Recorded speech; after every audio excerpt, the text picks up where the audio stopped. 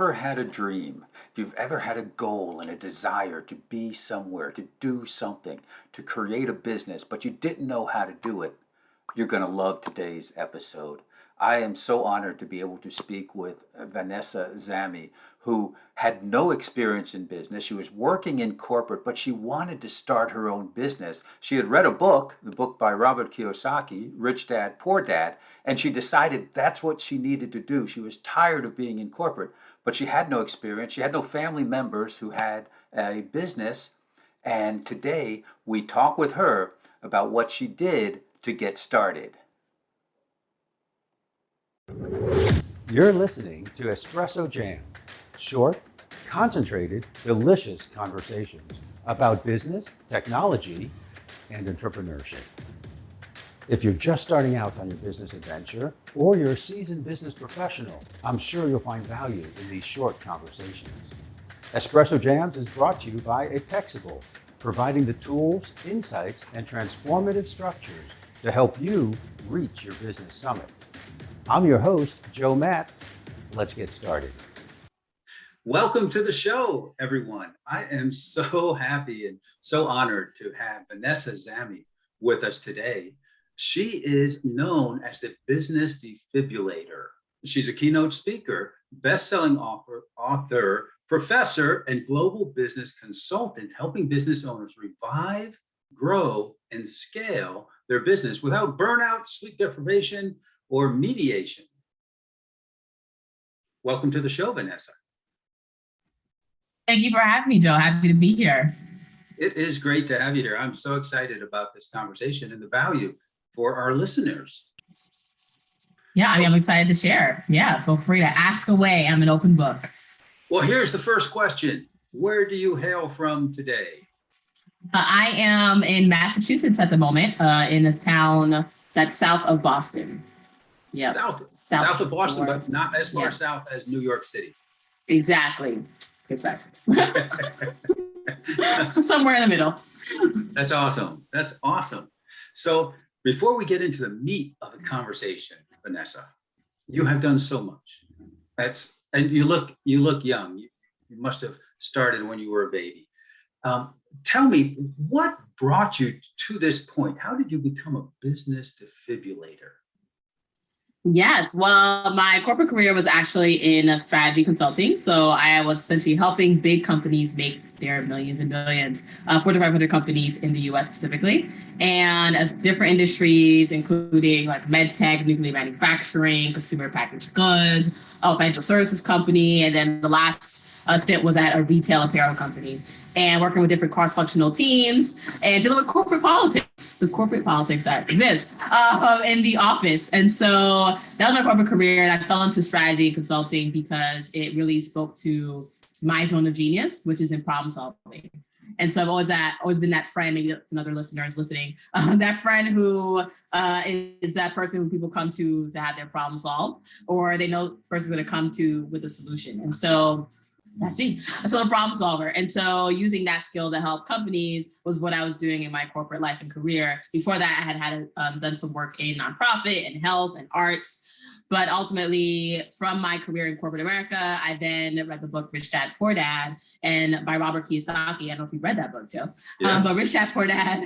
Yeah, but that was a book that was pretty much the inspiration for enter into entrepreneurship, because it really taught me and showed me how accessible entrepreneurship truly was and truly is. And that, America runs on business pretty much.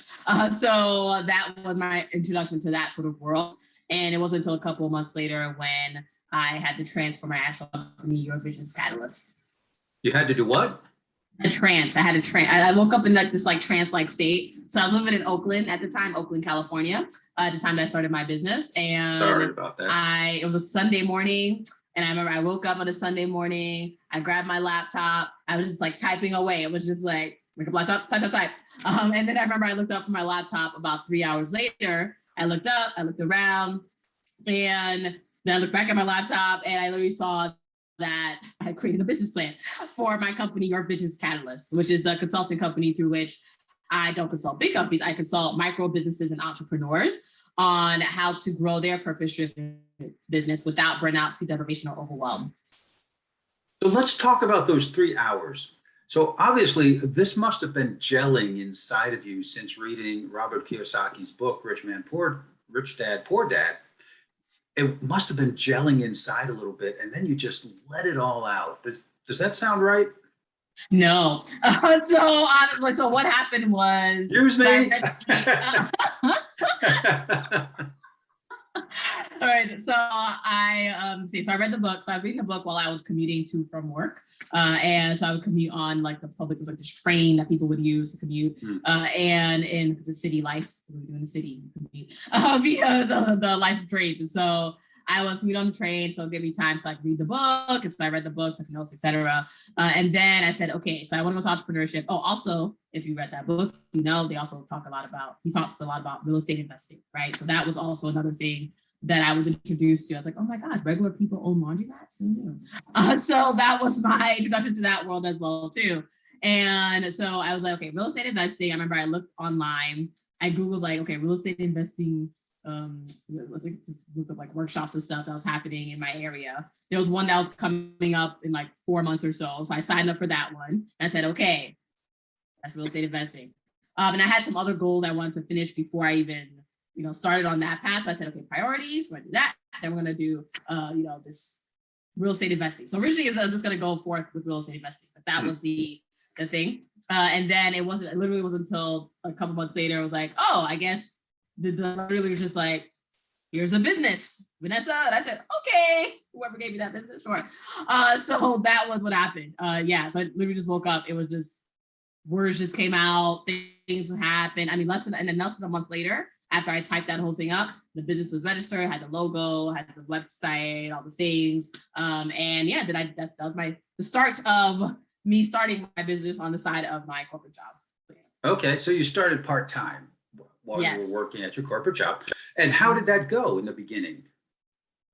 So in the beginning, it was maybe I'm not sure if this is going to be, may or may not be relevant, but ultimately part of the reason, I know a lot of people, sometimes they've read the book, right? But it doesn't really quite hit them, right? The lessons, because they're not ready for it, right? And that happens in any areas of life. You might meet someone, but you're not ready for them. You might read something, you might listen to something, but you're not ready for it, right?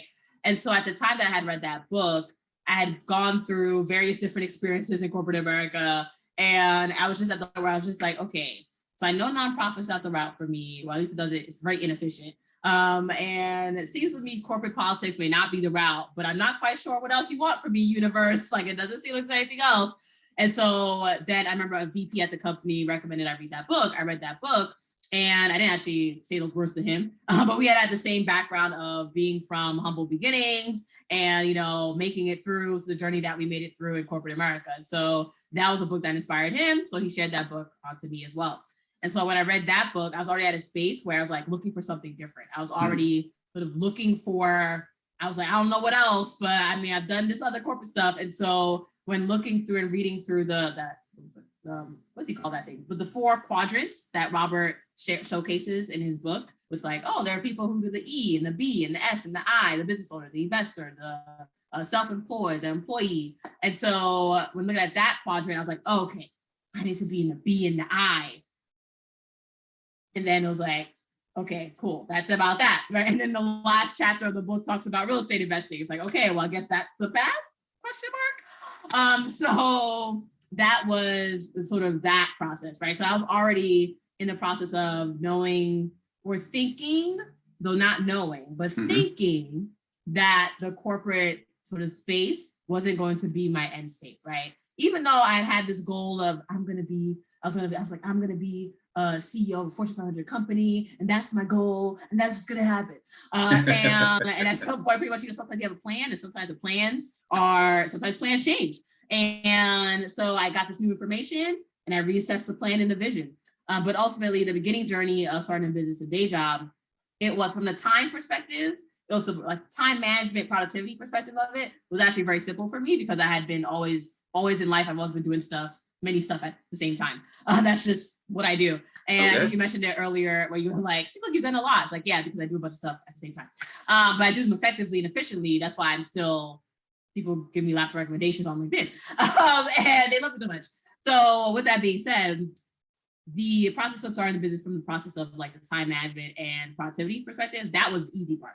The hard part was the whole like knowledge. It was like, because I didn't have like my family wasn't, I didn't have family of business owners. My mother and my aunts were nurses. So I was just kind of like, okay, I want to do a business. All right, Google, like google.com. How does one start a business? And so that's what happened there. So that was the journey of that. And also because at the time I was in California, you know, tech company, technology, right? And my business here was a consulting company. So it's not a technology company, right? So that was a whole other thing where I was like, okay, well, all right. I guess we got to Google like how to start this a business in general. And so that was that whole process there. So I lied off Google. Google was a great source to help me fill in some knowledge.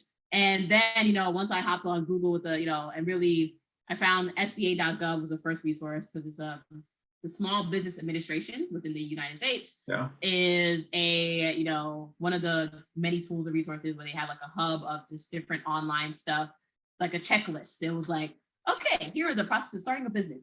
Register, get a website, get this number. Right. The SBA is a great resource, and on their website they have a lot of little trainings. They're like mini trainings, but they're very specific on certain topics.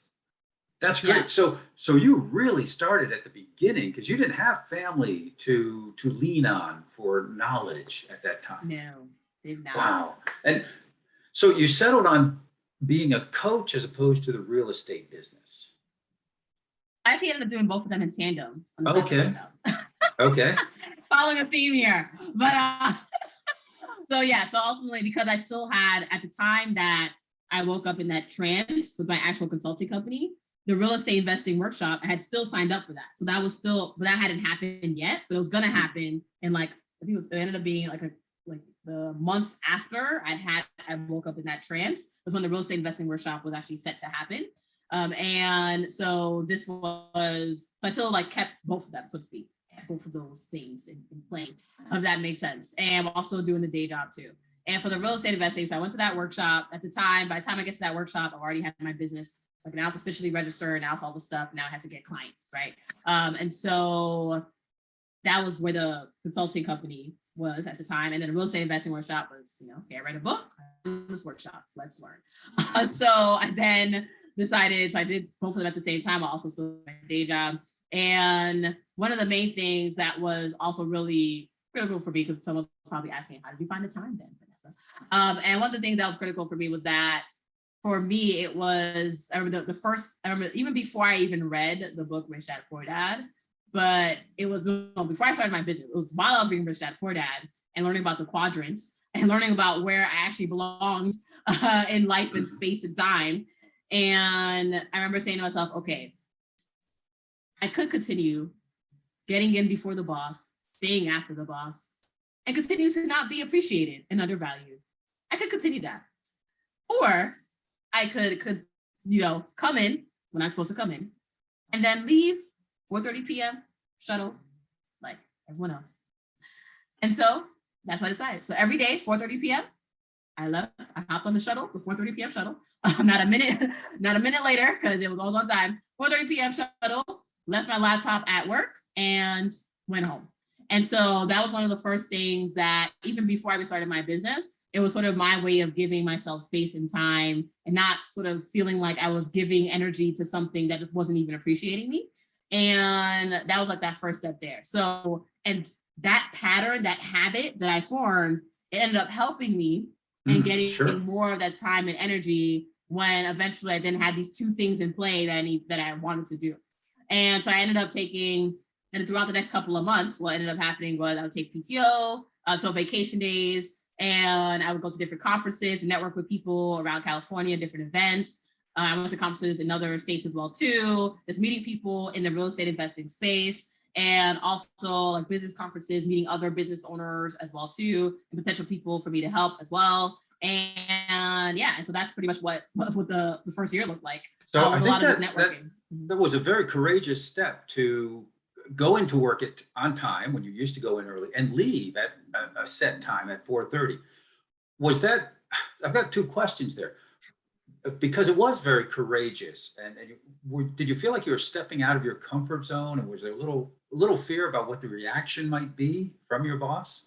Oh, absolutely, yes. It was definitely like stepping out of comfort zone, because also I'd always been, I had always been sort of taught, quote unquote, or when I entered the career space, it was always like, oh, you gotta, give twice as much and, work twice as hard, stay after the boss and all that sort of jazz. And so definitely was like a different mentality and a different approach to working, that it was one of those things where, especially as a ambitious, high achieving person, if you could already tell, it was very much like part of me felt like if I left at 4:30, I wasn't working as hard. Even though if you look at hours, like if you look at, or at least I thought that the perception would be I was working as hard, even though if you look at the amount of hours, there were people who came into work after I did and still left at 4:30, like, right? And so it was like, And what happened at work? I mean, did you get any bad looks? Did you feel any bad vibes from anybody when you started doing this? Were you less appreciated? Here's the thing. I couldn't have been less appreciated than I already was. like that. That's the point that I had reached, where it was just like, I can't be any less appreciated. So right now, so it became one of those things where at the end of the day, when I decided to do it, it was much like, at this point, what else? I can't already be less appreciated than I already felt like I was, at least by my direct boss, right? There are other people in the company who loved me, but my direct boss, who ultimately, based on how the hierarchical structure and the review process and all that stuff, he just wasn't really a leader of people and like helping to move them up. So I still was owning my own career either way and having to sort of inform the narrative that was happening around me. And so, yes, were there people who probably, she used to stay in later and now she's leaving at 4:30. She must not be as interested anymore. Like people probably saying that, absolutely. But yet, so once I started doing that pattern, it was 2 months later, I then actually started the business. A month after that, then actually did the real estate investing. And then it was 4 months after that, I was actually promoted at my company and job. And I ended up getting a 14% salary increase. And then then also that year, people didn't really get bonuses or awards, because usually the company gave bonuses every year, but that year they ended up not giving like bonuses to everyone. They did like a special award thing. I got one of the awards. And so the fact of the matter is that I was still delivering work, being efficient and effective, just because I was just great at what I did. Like I was just great at strategy. So it could take one person takes 8 hours to do it. It took me like 4 or 5 hours because I was just that awesome at doing it. And so it was one of those things where, yes, I left earlier, but my work was still impeccable. Okay, yeah, that makes a lot of sense. Sure. Yeah. Sure. So, wow, it's like a whirlwind. I'm almost tired listening to you with all that activity going on. What are you doing now? What am I doing now? So the business, Your Business Catalyst is literally the same business I started a couple of years ago. Our mission specifically is to equip and empower ambitious entrepreneurs and micro business owners to keep moving forward on their vision. So when that fateful day comes, they can say they lived their life without any shoulda, coulda, or woulda. And that was actually the mission that I came up with the business about 3 months after we started. And the mission still to this day. I've switched out the word startup, entrepreneurs, that whole audience thing is a whole other conversation. But essentially helping consult businesses on how to revive their business, grow their business, and scale their business without the burnout, without the overwhelm, and without the exhaustion, sleep deprivation. And so that is what we continue to do. And my focus has been on one-on-one strategy consulting. And the reason why I do that is because throughout my journey, I went through the whole, I'm Googling stuff. Then I was like, all right, let me watch some videos. Then I was like, okay, who is the actual expert? Like, let me connect with some, let me get some coaches or some mentors, And the reason I call myself a consultant, a coach, we'll talk about that in a couple of minutes. But ultimately, starting with my journey of learning and processing, right? So then I decided to, let me invest in some business growth programs as well too, right? Because I'm looking to grow my business as well too. And so it's something that for people who are going from corporate to actual entrepreneurship, the first thing you learn is that it's a whole different world, right? Yeah, So you may right. have been able to, help big companies make their millions and billions, but it's a little bit different when you're doing your own business. Like it's just a whole nother world, a whole nother set of rules. It's just a whole nother world. And so I then decided, okay, let me learn more of the rules of this world, this entrepreneurship world, this marathon. And so then I invested in these different coaches and programs. And that was a journey I went through. But it was one of those things where their programs, what I would say in summary is that they're not programs that I would recommend to others. And pretty much what happened was that there were a lot of great salespeople, and they were really great at understanding my pain points and the vision that I had and messaging that to me. And the thing is that, I would go through the programs, and it was not only just me, but it was also other people like who would join in around the same time that I joined into these programs that also felt like they were bamboozled, so to speak. Now, with that being said, in the fairness of the programs, they were, for some reason, every program I went into, it was always with someone who was in a point of transition. Like either they were like a 7-figure business going to 8, so they were going through a whole sort of new level of systems and processes. And so because of that, they were kind of in this chaos state. They were still taking on new people. And so then it was kind of like this whole thing. And it literally happened with 2 programs. Then another one, I decided to, I took like a one-on-one with someone who had some great success, with her, prior program. When I reflect on it, she was also going through a change. And I was essentially like a guinea pig experiment for this sort of new level that she was going to or trying to go to with her business. And so I got like sort of this like the guinea pig situation. Now with each of those, what I was able to learn though was it helped me to really understand more about how to differentiate my business and how my business services and the consulting that I provide for my clients differ. Because ultimately, you have 3 stages of business, right? You have the people who are in the idea phase and they're just like, I don't know what I want to do. Or I think I know what I want to do. I'm just starting it out, Right. like Sure. there's the idea phase. Then you have the people who are like still sort of stage 3, where they're already sort of at their 6, 7, 8 or 7, 8, 9-figure businesses, right? Maybe high 6 figures. And, you put them in a group together and they're able to they've mastered the ability to expertly filter out the noise, right? But then you have the people in between who they've already niched down. They already have their website. They're already marketing and putting their words out there. They don't need another group program to tell them to niche down. What they need is someone to look at their business and say, okay, you have a niche. You're not reaching them because of X, Y, Z, right? You're not reaching your right people because of A, B, C. You probably have seen this yourself, Joe, as a business transformation person, right? So it's like there's a different, that in-between stage ends up getting lost in all these other online programs, et cetera. And so that is why my business, like we continue to provide one-on-one business strategy consulting, is because we're focusing on that person who needs that personalized, customized, tailored support, right? They need someone to deep dive into their business, right? And not just say, oh, you're a bakery? Well, here's what the other 10 bakeries are doing. You should do that too. But someone who says, oh, you person, right? You are either in-person bakery or online bakery. You're located in this town. You have this amount of time, money, and energy resources available to you. These are your goals that you have available. Oh, you're also a parent and a church volunteer. Okay, you got a little bit different time things going on as well too, right? You've already tried this in the past. You've already tried maybe TikTok or vendor shows or, going out to fairs. Okay, cool. Based on what you tried in the past, let's figure out the best next step forward for you on what actually makes sense and getting towards your vision and closing that gap, right? And so that is what helps them the best, and having someone to actually look through and take a deep dive into their problem versus a 5-minute Q&A session where they might have a chance to ask a question and then they get some generic answer and they still have another question, right? Sure. And so that was what I was able to learn from those experiences. So even though it was a very expensive 6-figure investment into these different programs, but it really taught me and helped me to really, because someone was actually the other day, they said, you were so clear about your business. How did you get there? Because this was someone in their early stage of business where they were still trying to figure out how to get clear. And I said, it was all that. That's what helped me to get more clear on my business and who I serve and who I help. But when you ask, what am I doing now in my business? That is what we're doing, right? We're really focusing on, And it sounds like it took a little while to come around. People are looking at you, people who are starting today are looking at you and say, oh man, I don't have all that Vanessa has. Mm-hmm. I don't have that clear vision. What they don't understand is that Vanessa has been evolving for years to get to the point where she is now. Exactly. And they've got to follow their own path.